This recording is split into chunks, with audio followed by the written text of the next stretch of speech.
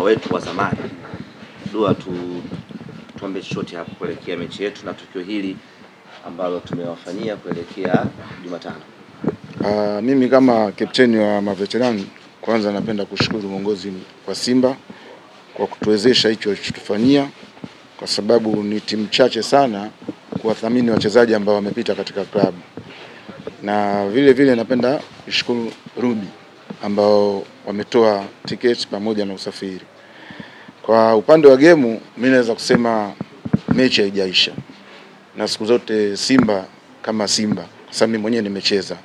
Na mechi kama hizi nimecheza sana, sio kidogo. Kwa maana hiyo mimi nina uhakika Jumatano wale watu tunaondoa. Na nikichukulia hivyo, niliona game iliyopita.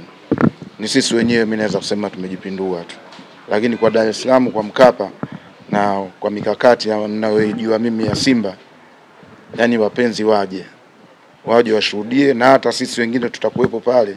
Nikimwambia mtu kama Shabalala anaelewa, Kapombe ni watu ambao tushakuja soma mara moja kwa matukio kama haya. Kuna kipindi tushaitwa tukaongea na timu yote ya wachezaji. Kwa maana hiyo sisi tuko kwao na tunawasupport kwa kile kitachotokea. Kwa hiyo tunawaomba wapenzi wa Simba walio mikoani, walio nje ya nchi, kwa mechi hii ni tukio ambalo linakuwa la kihistoria, kwa sababu kuja kuitoa timu ambao unahitaji uifunge 6-3 ni historia kubwa ya mpira katika nchi yetu na katika ulimwengu wa soka. Kwa maana hiyo, yani mimi nawashibisha wapenzi. Mimi sina hata wasiwasi kabisa na game hii. Kuna game mtu unaweza kuwa na wasiwasi nazo, lakini kwa game hii mimi naambia waje tu. Na ndio maana hata sisi tumeomba tiketi ya kwenda kushuhudia katika historia ambayo itawekwa pale Taifa au kwa Mkapa. Goli 3 zinazohitajika zinatoka kwa maforward au washambuliaji, na wewe ulipo kwenye hiyo nafasi. Pengine unawaambia nini wakina Teba, wakina Mkwala, unawaambia nini kama wewe mchezaji mkongwe katika hiyo nafasi? Kina Teba na Mkwala, kikubwa nitachowaambia waangalie Mpanzu anafanya nini. Kwa sababu Mpanzu anakuja na mpira anamaliza uwanja. Anapomaliza uwanja inatakiwa lazima kuwe na interchange pale katikati.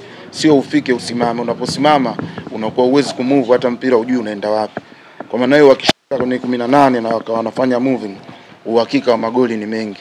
Lakini katika kushambulia vile vile pawe na watu wengi, asiwe mtu mmoja au wawili. Wewe mwenyewe unaona magoli yanavyofungwa, na magoli mengi kawaida huwa yanatokea pembeni. Na tuna uwezo sisi watu wa pembeni ambao huku kuna Kibu, huku kuna Mpanzu. Kila mtu ana speed. Kwa maana hiyo wale watu wakati tu wasichelewe kuingia katika 18.